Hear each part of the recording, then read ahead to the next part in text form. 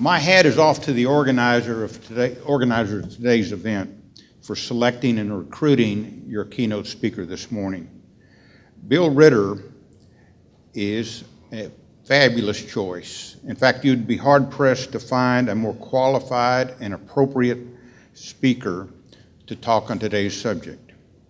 And it's not just because Bill recently was on the short list of a possible candidate as U.S. Secretary of Energy.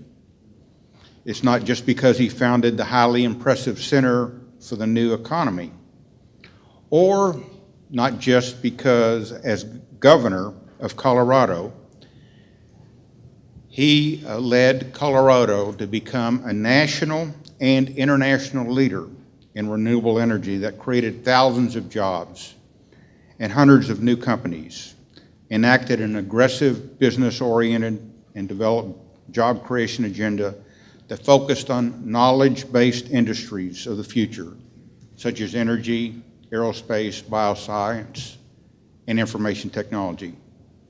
And adding a little personal note to that last accomplishment, I'll never forget the visit I had with Bill in the governor's mansion in Denver in the fall of 2010.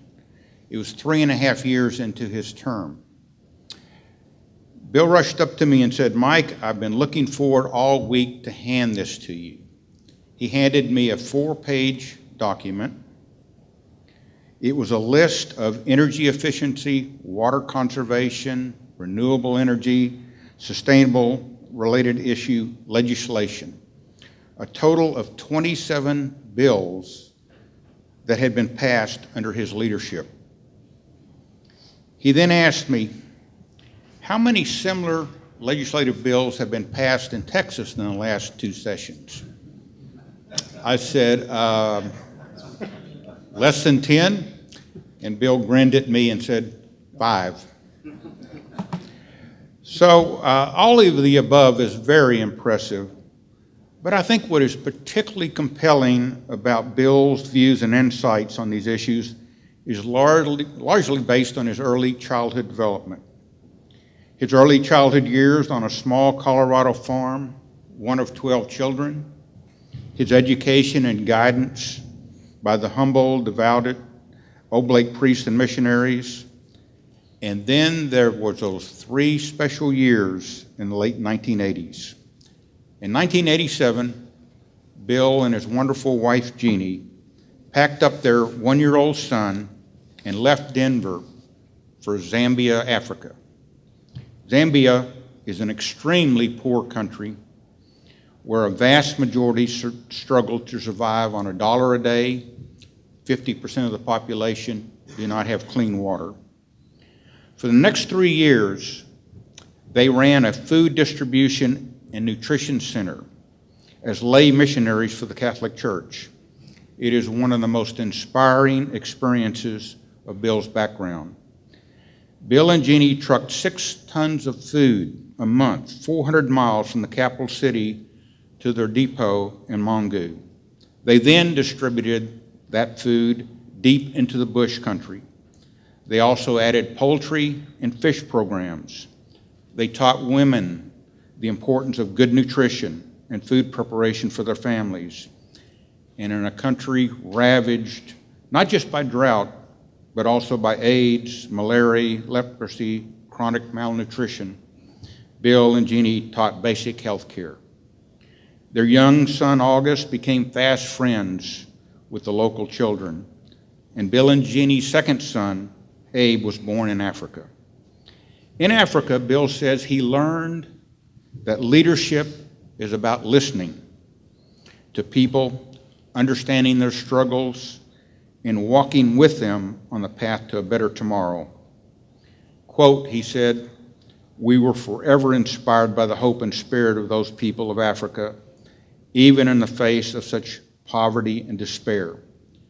We are very fortunate to have with us this morning Governor Bill Ritter. Bill, welcome to San Antonio. Thank you, Mike.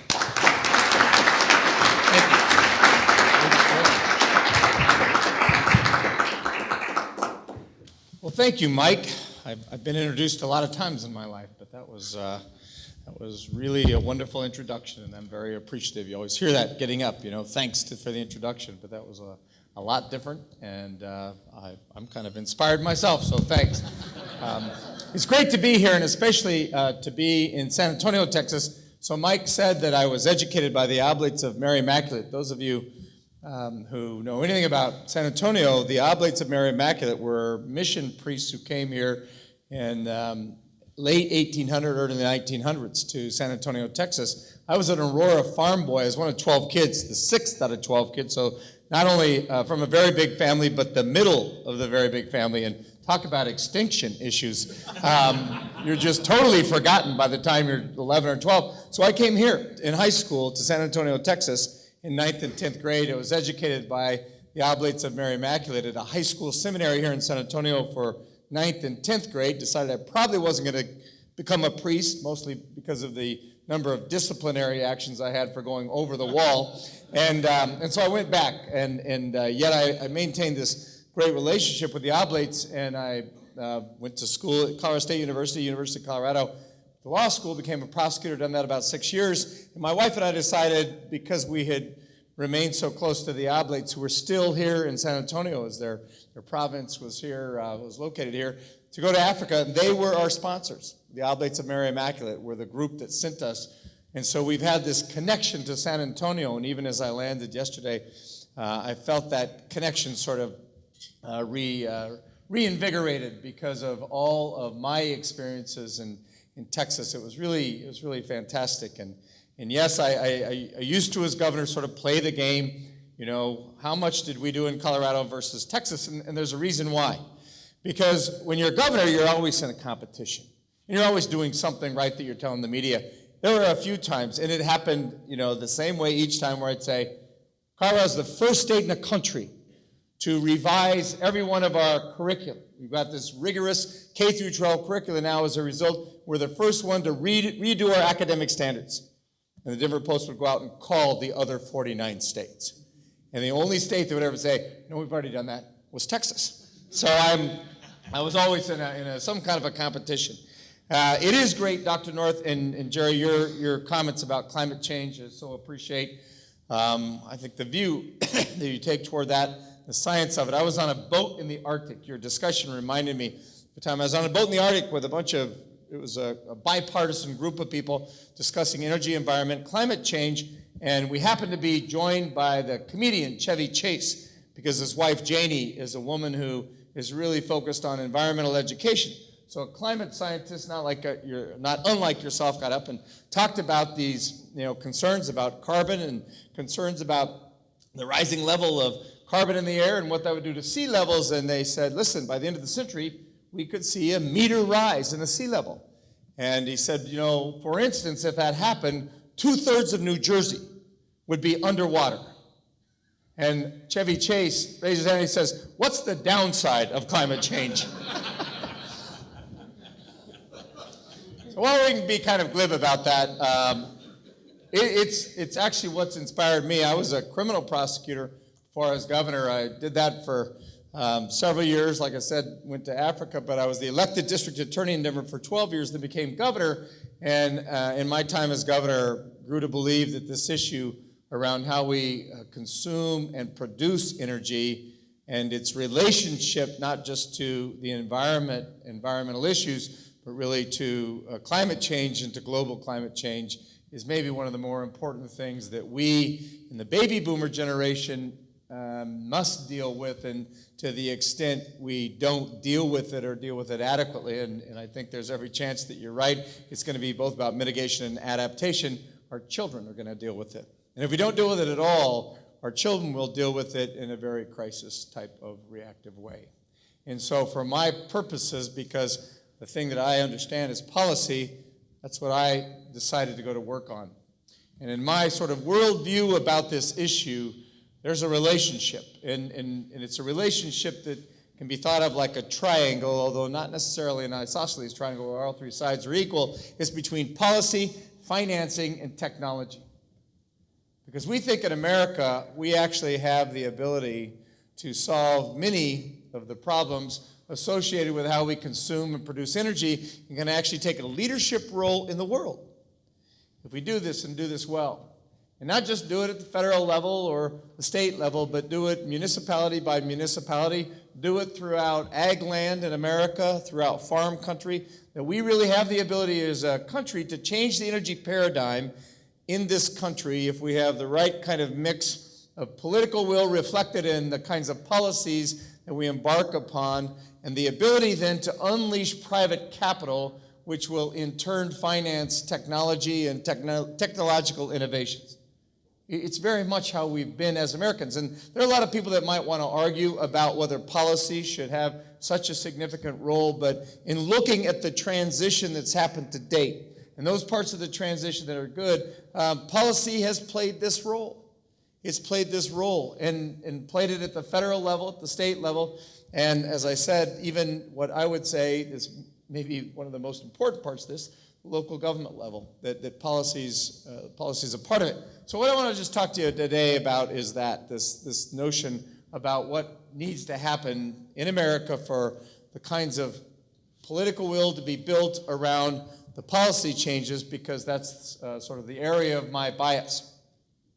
One of the things that we don't expect to happen in the very near future is that Congress will act in a meaningful way as it relates to energy policy. Now, I'm not a genius, right? I just read the papers.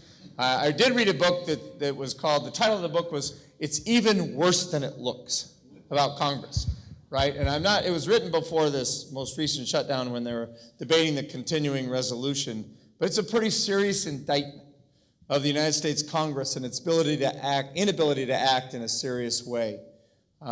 In March of last year, I and about 13 other people were asked to come to the White House and visit with the president. The president struggled a lot in the beginning of his second term and had a lot of difficulties. But what he asked us, and these were mostly CEOs of companies, so there were utilities that were there, Greg, but natural gas companies as well, some manufacturing companies, the CEO of DuPont, the CEO of FedEx, as a delivery company that has 600 and some thousand trucks on the roads and streets of America. We were asked to have a conversation with the president about what the president and the executive agencies could do without Congress moving. And I think that's a very sad premise in my mind, that Congress is at this place of stalemate and really partisan gridlock. So whether the president is a Democrat or Republican, it's too bad that any person in that station would have to ask the question, how can I act without Congress acting on a matter of pretty significant importance? I, as the governor of Colorado, and I was a Democrat, but I always felt that our product that we put out the door in terms of public policy was far better when it was informed by both sides of the aisle. It was far better. And so to have this kind of gridlock and have the president saying, how do I move an agenda? So what I have done then, I was asked by this group that met with the president to actually look at 6 different issues and write recommendations back to the White House. We've just completed those. We're going to publish them in January of this year. They're pretty heavily policy wonkish, but there's a great deal that the federal government can do as it relates to clean energy, renewable energy financing, renewable energy markets. We had an entire paper we spent on energy efficiency, and there's a great deal that we believe that can be done. We did a lot of research about sort of the base problem. In America, the economy has grown 3 times since 1970. So if you think of that 43-year period, it's 3 times bigger than it was in terms of economic output, but our energy usage has only grown by 50%. So we actually have grown the economy 6 times faster than our energy usage, and so much of that has to do with what we've been able to do as it relates to energy efficiency, or what we call energy productivity.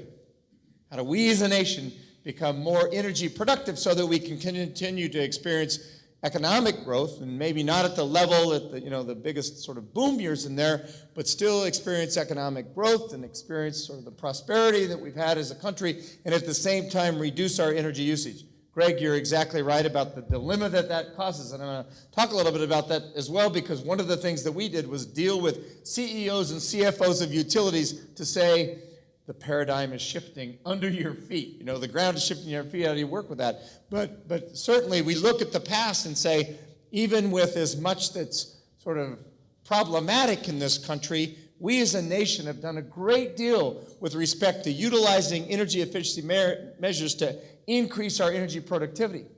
What's striking is how much more we can do. This is the place of great potential.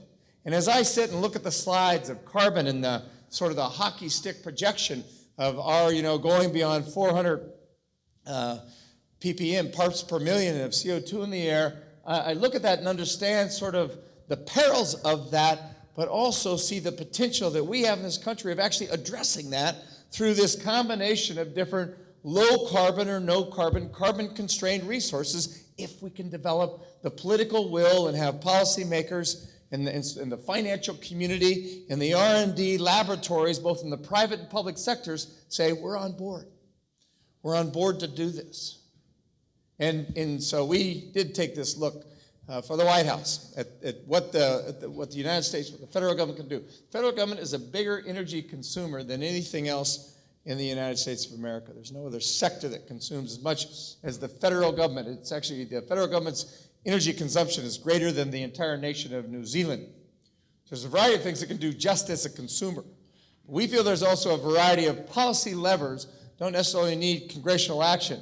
And one of the first is just to look at the housing industry in America, both the retrofit part of that industry, but the new housing industry, and look at the mortgage lending part of that and say, what credit is the mortgage lending industry giving to energy efficiency retrofits, energy efficiency new builds, or renewable energy systems?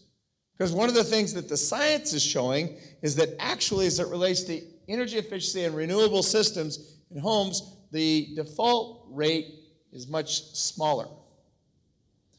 But there's no real premium that's placed upon that when the lending industry goes to its lending. And in fact, if anything, the federal lending industry has shut down or stymied one of the biggest sort of residential advancements in energy efficiency and renewable energies in these PACE programs. And I saw that there was a booth outside that was the PACE program. So it's the property assessment. You voluntarily increase your property tax over a period of time. The county or the region or the state takes that voluntary increase and they amortize against that. They sort of aggregate it or monetize it and say, we're going to borrow money against that future income. We're going to bond it and we're going to pay for energy systems that make this install affordable to middle income, even lower middle income people now, where the capital outlay can often be too expensive for people who are middle income, lower middle income. And this was something that we were doing in Colorado. We had local PACE programs, regional PACE program, signed into law a statewide PACE program, and then the FHA came in and said, well, we don't want to be second in position to that voluntary increase in tax, and it really shut this down across the country. We've seen, and you have it here in Texas, right? We've seen this pick up on the commercial side across the country in a really significant way. And it's really beneficial, because business owners understand this is a way to have this paid for upfront, but the long-term benefits of this, and even sometimes rather short-term benefits of it, are extensive. And so we think that trying to get the lending industries that are related back to residential and even commercial properties in this country is this really important place. The federal government can actually, move some of those levers. Performance contracting, both in the public and private sector, we think is still this other place where there's a great deal to be done with respect to using less energy. So performance contracting, these companies that come in and they'll say to, let's say a governmental entity, we called it MUSH, municipalities, universities, schools, and hospitals, and they'll say, we can bring down your energy usage, you're going to save this much money, and we're going to take this slice of the pie of the savings. So that's how we in the private sector make our money, but you, on the other hand, are going to experience fewer energy costs, and you're actually going to spend less money on energy. At the same time, you're giving us some dollars for our work. You're going to pay us under this contract, but overall, you're going to spend less. And we've seen these energy services performance contracts, ESPCs, across the country work very well with governmental entities and bring down money bring down energy usage in a pretty significant way. We think the federal government can do this. This is kind of the craziness that you learn about when you get deep inside the federal government. ESPC's performance contracts, which have been really helpful at the local and statewide level in many places across the country, they don't work as well in the federal government because the Office of Management and Budget will score the cost of that contract, but they won't score the benefit, because the benefit is 5 or 6 or 7 years out. So it only looks like a cost. And so we're advocating the president, that OMB and even the Congressional Budget Office actually look at how they score those differently. It may take some legislation to do that. But there's a great deal to be done at the federal level, even without Congress acting. There's a great deal that the president and executive agencies can do in this country as it relates to energy efficiency. And then at my center, we work a lot with states. And for those interested in policy, I'm just going to refer you to a website that we built, because we thought there's no central repository to look at what's going on in state legislatures across the country, sort of on a year-by-year basis. So we built this website. It's called the Advanced Energy Legislation Tracker. So it's www.aeltracker.org. And so over the course of 2013, we looked at all of the bills introduced in the state legislatures across the country. There were 3,200 bills. 600 of those have become law to date. We're about out of time, right? Because I think there are no legislatures that are meeting next week. And I think there are very few that actually have year-round. Texas has every other year. But 3,200 bills, 600 became law. Just on the energy efficiency side, there were 221 bills, and I think something on the order of 33 of those became law. What we did was, what we do is look at what states do. So states on energy efficiency, they do lead by example bills where they say, we can be more energy efficient. Here's how we're going to do it. They have been involved, as the federal government has as well, in appliance standards, arguably one of the things that has caused us to use less and less energy over time and become more energy productive. Building codes, which is certainly something that's important at the federal level, the state level, but implemented at the local level. And critical to the way we've been able to build out in a more energy productive way. Data disclosure bills, demand-side management bills, portfolio standards, energy performance contracts, and cost-benefit tests, where they kind of rounded out the other kinds of things that states are able to do with respect to energy efficiency. And so as we look at this, and Dr. North didn't have this slide up, but the United States of America actually reduced its emissions more last year than Europe. And Western Europe has been pretty serious about trying to tackle issues around climate change and really transition energy. They did some things badly, actually, that caused them to increase or to have to use more coal than I think they'd like to admit. And some of it had to do with their designs of feed-in tariffs and their design, I think their poor design of a carbon market. We can learn a lot from them, but the United States of America, particularly because of natural gas, but some because of energy efficiency, and I think there's an Amory Lovins production once. So I'm giving a speech once, and Amory Lovins from the Rocky Mountain Institute is in the audience. He's a genius, right? So he starts texting me while I'm speaking, because I said natural gas was responsible for reducing emissions, and he's like texting me saying, look at your phone, look at your phone. And what he said on my phone, I didn't look at it during my speech, was that actually energy efficiency has had more of a role in our reducing emissions over time than this transition from gas to coal to natural gas. And he'll probably say something on that order this morning as well if you look at his presentation. But what I'll tell you is, whatever the case, we've done well. But a lot of the reason we've done well has been what state and local governments have done in this country.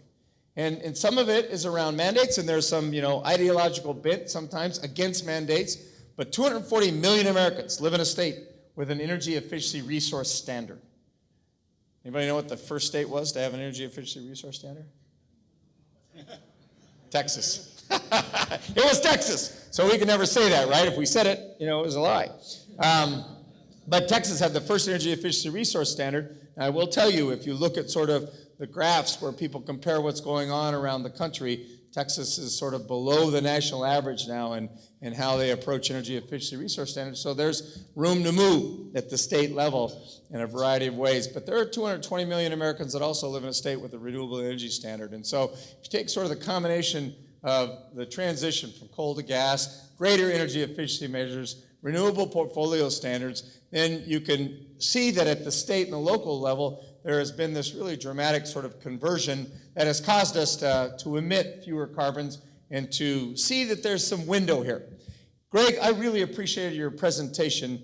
I'm going to say two things. One is in Colorado, the Public Service Company of Colorado just announced a new wind and a solar deal, and they said it wasn't driven by a renewable portfolio standard. And so what we did was build out to a 30% renewable energy standard, and while that was pretty significant at the time, and there were a lot of naysayers who said it's going to cost consumers, so we put in rate caps. We can't get there. There's too much to integrate. Our investor-owned utility, XL, had a day a year ago when they had 57% of all the energy they delivered to Coloradans, and that's the biggest. They deliver power to about 65%. They had a day where 57% of it was wind. And so they have gone to the market because they've fulfilled really what they're going to need for their 30% standard by 2020. They've really fulfilled that in their resource planning. They've now gone to market for another 470 megawatts of wind, 170 megawatts of solar because of the economics of it. And to be fair, we do require them to cost out carbon when the Public Utilities Commission, but only put a $20 per ton on carbon, and so probably lower than what the market would bear, but that probably helps with respects to the wind and the solar deal. But the fact of the matter is, again, back to this, states are an important part of this conversation. What I think is coming, there are two final things, and one relates back to something Greg talked about. One is about something that states should pay attention to, and I've been thinking about what's going to happen here in Texas, and I'll tell you why Texas is special here. You saw Dr. North's slide about coal sort of being the big problem. China burns half of the world's coal, so while it's a problem in the United States, it's a really significant problem in China. But in the United States, the Environmental Protection Agency was fairly much maligned in a lot of respects. I mean, they had 190 votes in Congress 2 years ago to erode the authority of the Environmental Protection Agency. But the courts have been pretty clear that the Environmental Protection Agency has the ability to control greenhouse gases. And there is now a rule coming that's going to be proposed in June of 2014. It will be a proposed rule by the Environmental Protection Agency that will cap emissions on coal plants in the United States of America. Then they're going to give states the ability to develop their own plans about how to do that. We don't know yet what kind of flexibility that is, but we're really advocating with the EPA that they allow what we call outside the fence line measures. So you don't have to just go and cap the coal plant, one unit, one plant, and say, reduce this much, and cause them to have to put in place, the utilities to have to put in place fairly expensive scrubbing technology or take the plant out altogether, but instead do outside the fence line measures where the state can get credit for different kinds of renewable energy systems, energy efficiency systems, transitions to natural gas, those kinds of things. Give them a baseline for doing it and say, build out from this year, this is what we want to see your cap by this and this date, and let the states plan it. We think there's a great deal of ability for the states to actually, inside their own state, figure out what makes the most sense for their energy economy. So not just for their energy systems, delivery to the customer, but what grows the economy in the most significant way. Because we have seen economic development occasioned by this shift around the country. And in Colorado, we were very proud of the kind of job creation we saw from the 57 different bills that I signed that we believe really did drive the energy economy, the energy sector. The clean tech part of the energy sector was the only sector that grew during this awful recession. And so for our part, there's a great reason for states to have that kind of flexibility, and it's coming. The problem is it's coming very fast. And one of the things they're going to do is propose the rule in June, and then the following June try and finalize the rule after comment, and then ask states to have their plan in place the following year, 2016. My calculation, that's a year where Texas doesn't have a legislative session. And I really fear that states that are like that, Arkansas is in the same boat, doesn't have a legislative session in an even number of years, that states in that boat will actually not have the ability to craft a legislative solution that is very much tailored to that state when the 111D planning, it's called 111D, it's a section of the Clean Air Act, when that 111D planning is coming. Having said that about the short timeline, we think this is sort of the next big thing. And even though it's inspired by an EPA rule, and there's going to be a great deal of political debate about this, to the extent the United States of America wants to look at how we really try and live in a carbon-constrained world, capping emissions at coal plants is an important part of that. And it's just not going to happen without we think without some external push. There has been this transition, right, out of coal into gas, and we saw that slide where coal lost about 5% of the market, natural gas increased, but still the need to do more, we believe, in order to sort of get to that place where we're making this full transition to a carbon-constrained world that allows us to hold those parts per million to some level, some reasonable level, that gives us the ability to say to our kids, listen, the seas won't rise a meter in the next century because of the actions that we took with respect to how we generate electricity. So the final thing is really relating to something that Greg said, and part of our discussion in this White House project has been with CEOs and CFOs of utilities. And I totally agree with what he said when he said they don't have their heads buried in the sand on this. We had a day and a half with them, and this was, some of the biggest utilities from across America, and they basically said, we get it. We get it. But we're used, in this country, we're used to being told what to do, sort of how to produce power. We are a regulated entity, and even in places like Texas, where we talk about it as a deregulated state, it's not an unregulated state. There's a vast number of legislative matters and regulations that still apply to how the ERCOT markets work. And so for our purposes, these CEOs and their discussion was we really need, again, we need to have policymakers and regulatory commissions, governors across the country, and even the president understand that somebody needs to help us sort of in a stakeholder way talk about what the new model should be.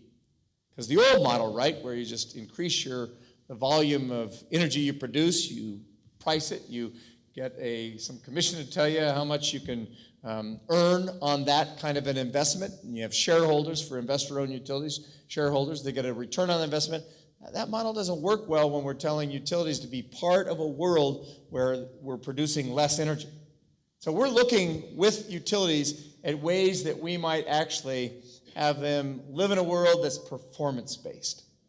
They do integrated resource planning, right? But they don't want it to be just about resource planning. They want it to be about resource planning and rate design. And on the resource planning side, instead of just getting credit for producing more energy, that they also get credit, or would get primarily credit, for doing the kinds of things that are performance metrics that we sort of in this world of 21st century electricity delivery that we believe should be part of it. So certainly, reliable is important. Affordable is still extremely important. But this environmental concern that you talked about, I mean, those kinds of things that you can do in a carbon-constrained world to find ways that energy companies, utilities would actually get credit for that, changes the model that they currently live in around the United States. And we think we have to educate governors, we have to educate utility commissioners, we have to educate utility CEOs and people across the spectrum, but that's probably the future. There are people out there who talk about disruption and the end of the utility as we know it. When we were meeting with the CEOs in August of this year, there was like something published in a major publication that day. The president, CEO of NRG, David Crane, had said, I don't think the utility of today will exist in 20 years. And of course, this is part of this conversation about death spiral. We think there's another way out here than just killing the utility, and we think that has to do with our being able to sort of envision a future that transitions to this carbon-constrained world where we in the United States make every use of sort of our innovative ability, both on the policy, the finance, and the technology side, to be able to design something different so that people can still participate as shareholders in utilities, and utilities can be part of this transition.